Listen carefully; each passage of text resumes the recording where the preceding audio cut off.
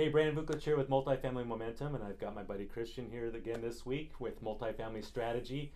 And I want to say congratulations to you out there watching this, because you're probably interested in real estate and you're already involved in real estate, whether you think you are or not.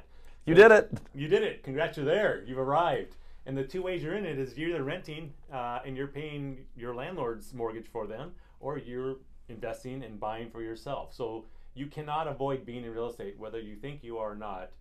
You're renting or you're owning and being an investor. So what do you think on that? There we go. Fantastic. Cut video. That is the message. No, no, really, that is what it is all about. Your target is to either own real estate or rent. And there's not a wrong answer, but you are involved. So people go, hey, I'm not a real estate person, or it doesn't matter. Every single person needs shelter. That's actually why I invest in multifamily. It's an asset that everyone actually needs.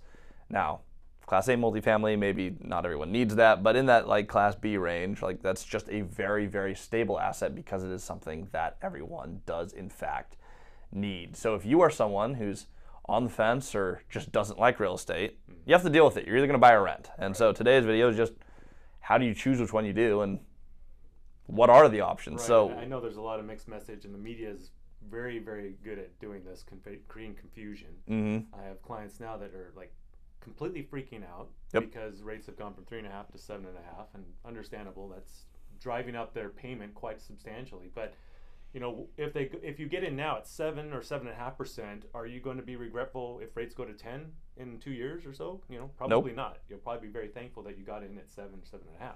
Yeah. So that's kind of what I was thinking about. People thought Cody and I were crazy for borrowing at 6 when interest rates were 3.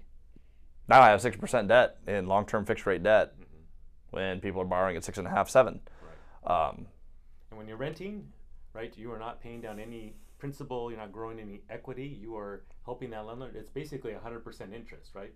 So when you own your own house or investment property, right, you're at least paying down that mortgage and building equity. Whether the market's up or down, you're paying down that mortgage and creating equity for yourself. Not that we're saying that, you know, renting is wrong, like you touched on. If people like to travel, then by all means, you know, rent. You know, be flexible. Yeah, and that's, if you guys listen to Cardone, Kiyosaki, like your house is a liability, your house is a liability, don't own a house. Now granted, you should see some of the houses Cardone owns. They're pretty cool. And but to his point, he's like, I can afford to buy it 10 times over before I actually bought it. I invested and built my income prior to owning the house. It depends on your goal.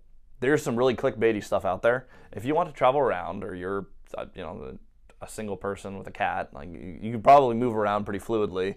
But once you are established and you know where you want to live, like a house is a great way to store value. And it feels different to own the place that you live. Right. I love owning my house. You can also take your house and convert it into an asset, which a lot of people don't talk about. I bought my house when interest rates were in the middle. I think they're about 4.5%. They went all the way down to like 2.75%. Was I regretting that? No, because prices went up.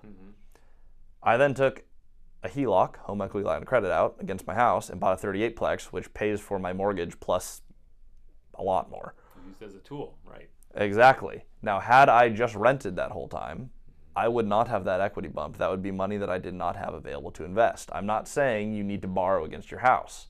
In fact, I'm an advocate of not borrowing against something you're not willing to lose. Right. I'm willing to lose my house to build my portfolio. I know how to buy houses. I can do that again. However, if you're not, don't lever it. But just know that you're not cutting yourself off, regardless of what guru tells you, like your house is a liability, your house is a liability. Your house can be a liability. It's not necessarily going to be. All I want is people to consider so many different factors out there. You could sit on the sidelines all day long, but what are you risking, or what are you losing out on, right? What are you not participating in? And don't get just focused on that interest rate. There's so many other factors to the process, and you're reaching your goals and what's important to you in the long term or short term, all that kind of stuff, right? And so I know so many people still getting hung up on cap rates. Like, that's the first thing. What's the cap rate? What's the cap rate? I'm like, man, there's so many other things than just the cap rate. There's so many things other than just the interest rate. So don't get hung up, you know, thinking that the market's not crashing. At least in our area right now, it's not crashing. It's cooling. The rate of appreciation is slowing. That's it. We are not negative growth. No. So that's it. That's it.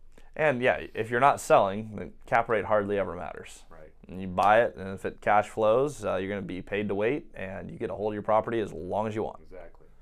So if you want to learn more about what Christian and Cody do and their multifamily strategy, check out their link below. It's a great course, super affordable. It'll teach you tons of good nuggets on how to invest and get to where these guys got, which is over 100 units in our state here in Washington. And below is my link to Multifamily Momentum and my investor questionnaire. And check out for more info. Thanks, Christian. I appreciate it. Talk to you next time.